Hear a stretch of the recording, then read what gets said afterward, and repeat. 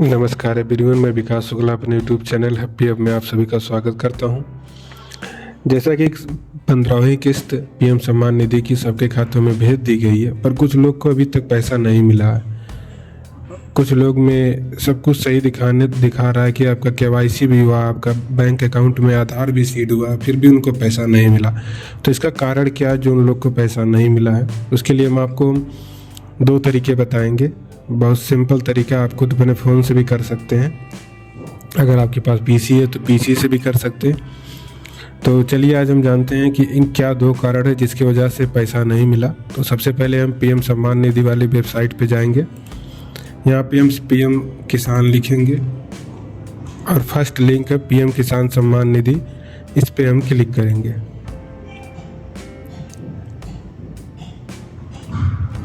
हमारे सामने पीएम सम्मान निधि का पोर्टल आ गया। अब हम सबसे पहले यहाँ पे आपको बताते हैं किन किन लोग को पैसा मिलेगा, चाहे 1-2 दिन बाद आए चाहे उसी दिन मिले, पर जिन लोग को एक लिस्ट जारी हुई है पीएम सम्मान निधि की तरफ से, अगर इस लिस्ट में आपका नाम है तो आपको पक्का पैसा मिलेगा।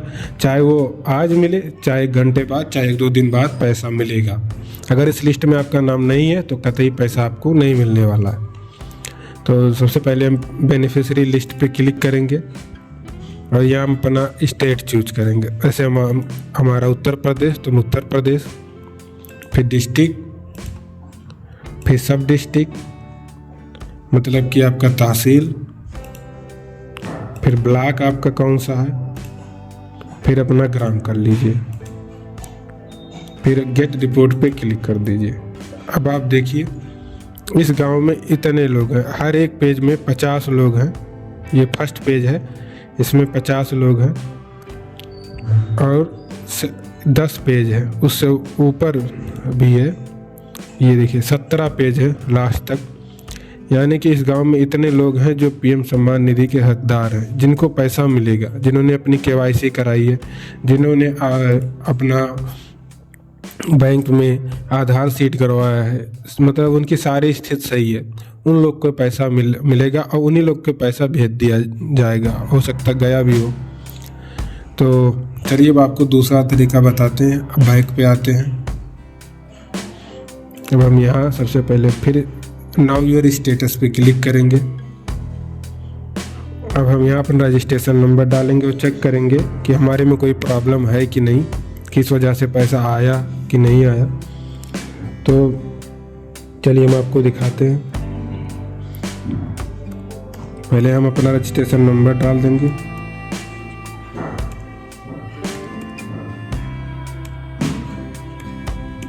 रजिस्ट्रेशन नंबर डालने के बाद कैप्चर कोड डालेंगे।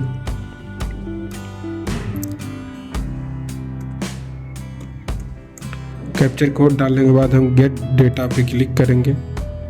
अब देखिए हमारे सामने एक पेज आया। अब इसमें देखिए इनका EFTO भी सही है। कब तक सही था? 11वीं किस्त तक इनका EFTO सही था। जब पीएम किसान सम्मान निधि में केवाईसी होना शुरू हो गया, उस समय कुछ लोग का गड़बड़ हुआ है, कुछ लोग का उसके बाद भी गड़बड़ हुआ है, क्योंकि उनके बैंकों में किसी के बैंक में बदलाव हो गए। जैसे उनका बैंक जो था वो किसी दूसरे बैंक में जुड़ गया या विलय हो गया, तो उस वजह से गड़बड़ हो जा रहा है। तो हम यहाँ पे एलिजिबिलिटी पे चेक कर लेंगे क्या प्रॉब्लम है। यहाँ इनके में कोई प्रॉब्लम नहीं। यहाँ देखिए लिखा है लैंड सीडिंग, यानी कि आपकी जो खेत की रजिस्ट्रेशन पेपर है वो भी सबमिट है, सही है, केवाईसी आपने करवाया है। यहाँ पे देखिए आधार बैंक अकाउंट सीडिंग, आपने जो बैंक है आपका उसमें अपने आधार भी दिया है। यहाँ सब कुछ सही है, फिर भी इनका पैसा, अब देखिए 11वीं किस्त के बाद अभी हम इनको 15 पे क्लिक करते, लेटेस्ट जो भी किस्त आई है, ये देखिए यहाँ पे इनका EFTO नो हो गया, क्योंकि इनके बैंक में कुछ प्रॉब्लम हुई है, कुछ प्रॉब्लम हुआ इसीलिए ये नो हो गया। अब वो प्रॉब्लम क्या हुआ उसको हम जानेंगे।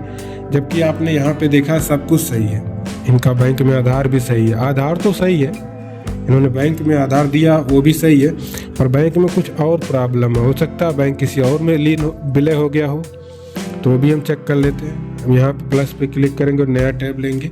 अब हम यहाँ पे FMES पे आएंगे, FMS पे आएंगे, PFMS पे आएंगे। तो हम यहाँ PFMS ये देखिए आ गया। अब यहाँ इंटर करेंगे, ये फर्स्ट वेबसाइट आ गई PFMS की। हम इस पर क्लिक करेंगे। इस पर क्लिक करने के बाद हम यहाँ ट्रैक DBT डिटेल्स पे आएंगे, यहाँ पे क्लिक करेंगे। अब यहाँ पे आप किस विषय में आप जानकारी लेना चाहते हो तो वो पूछ रहा है, तो कैटेगरी वाले ऑप्शन में हम PM किसान के बारे में जानकारी ले सकते हैं।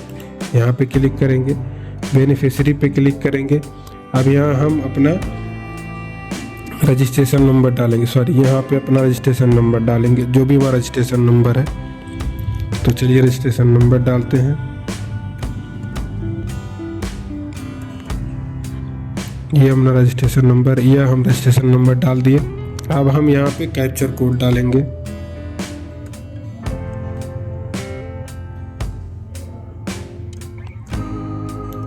कैप्चर कोड डालने के बाद हम सर्च वाले ऑप्शन पे क्लिक करेंगे। अब हम थोड़ा नीचे आएंगे। अब आप देख सकते हैं यहाँ पे इनका जो स्टेटस बेनिफिशियरी है रिजेक्ट है।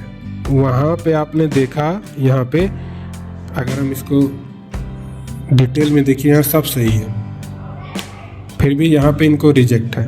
रिजेक्ट इसलिए, अगर आप थोड़ा नीचे देखिए कॉर्नर में, तो जो एरर है वो है कि आपका बैंक में जो लिखा रिजेक्ट बाय बैंक एज पर bank account number is invalid, आपने जो इसमें बैंक अकाउंट नंबर दिया वो गलत है। दूसरा रीज़न ये हो सकता है बैंक में आपने जो IFSC कोड दिया वो गलत है। नीचे देखिए लिखा, जो आपने IFSC कोड दिया वो गलत है। ये इसलिए गलत है, बयान का बैंक देख लीजिए, बड़ौदा उत्तर प्रदेश ग्रामीण बैंक।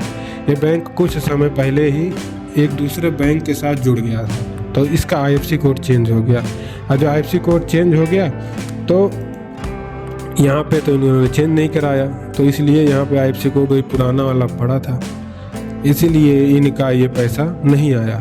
अब ये इनको क्या करना पड़ेगा, इनको एक नया बैंक अकाउंट अपने इस PM किसान सम्मान निधि प्रोफाइल में ऐड कराना पड़ेगा। इसको ऐड कराने के लिए अपने ज़िले में एक कृषि इकाई होता है, किसान कृषि इकाई, वहाँ पे जाइएगा। उस ऑफिस में अपना नया बैंक पासबुक लेके जाइए या दूसरा कोई अकाउंट नंबर लेके जाइए, और जो आपके PM किसान सम्मान निधि की प्रोफाइल है उसका एक कैप्चर ले जाइए, मतलब कि फ़ोटो कापी ले जाइए, वहाँ पे दीजिएगा, अपना आधार ले जाइएगा। देने के बाद वो इसमें सुधार कर देंगे। सुधार करने के बाद आपका सारा पैसा आने लगेगा। और एक दो प्रॉब्लम हो तो भी बता देता हूँ। यहाँ पे देखिए, यहाँ पे सब सही है, फिर भी आपने देखा वहाँ दूसरा प्रॉब्लम था। आप कुछ प्रॉब्लम है जो आपको यहीं पता चले जाते हैं, जो दूसरी वेबसाइट PFMS पे आपको नहीं जाना पड़ता, आपको यहीं पता चल जाएगा कि हमारे में क्या प्रॉब्लम है। तो बैक चलते हैं, आपको हम दूसरा प्रॉब्लम दिखाते हैं। यहाँ पे हम रजिस्ट्रेशन नंबर डालेंगे, जैसे इनके रजिस्ट्रेशन नंबर हम डाल देते हैं।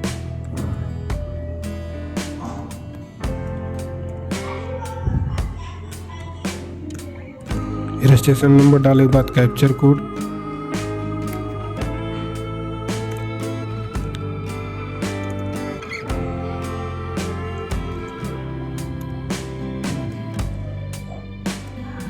कैप्चर कोड डालने के बाद हम गेट डेटा पे क्लिक करेंगे। ये देखिए यहाँ इनकी 5वीं किस्त के बाद कोई पैसा नहीं आया, इनका भी वही प्रॉब्लम है, 5वीं किस्त के बाद कोई पैसा नहीं आया। अगर हम चलिए थोड़ा आगे देख लेते हैं इसकी। ये देखिए इनका भी वही प्रॉब्लम है, FTO, पर इनका कुछ अलग तरीके से है, वो यही पता चल जाएगा, आपको दूसरी वेबसाइट पे जाने की ज़रूरत ही नहीं है। अब हम यहाँ एलिजिबिलिटी स्टेटस पे क्लिक कर लेंगे। अब देखिए इन्होंने अपना लैंड सीडिंग नहीं कराया है, KYC भी नहीं कराया है, आधार बैंक अकाउंट, जो आपका बैंक अकाउंट उसमें आधार नहीं सीड कराया, इस वजह से इनका ये रिजेक्ट हो गया। तो कुछ प्रॉब्लम है जो आपको यहीं शो हो जाएंगे। कुछ प्रॉब्लम अगर यहाँ पे सब सही होने के बाद फिर भी नहीं शो करा तो आप दूसरी वेबसाइट पे जाइए PFMS वाले पे, वहाँ पे आपको पूरा डिटेल पता चल जाएगा किस वजह से प्रॉब्लम हुआ है। तो इनका इस वजह से ये रिजेक्ट हो गया। बहुत लोग का होता है कि आधार सीडिंग भी सही रहता, KYC भी सही रहता, पर लैंड सीडिंग गड़बड़ है तो पैसा नहीं आता। मतलब कि इन तीनों ऑप्शन में लैंड सीडिंग, KYC, आधार सीडिंग, इन तीनों में से एक भी अगर आपका गलत हुआ तो आपका पैसा नहीं आएगा। इसको आप जब सुधार कराएंगे तभी आपका पैसा आएगा। और अगर आपको ये वीडियो पसंद आया तो अपने मित्र परिवार सब में ये वीडियो शेयर करिएगा, जिससे सबको जानकारी मिले। और हमारे चैनल को लाइक सब्सक्राइब ज़रूर करिएगा, आपसे रिक्वेस्ट है।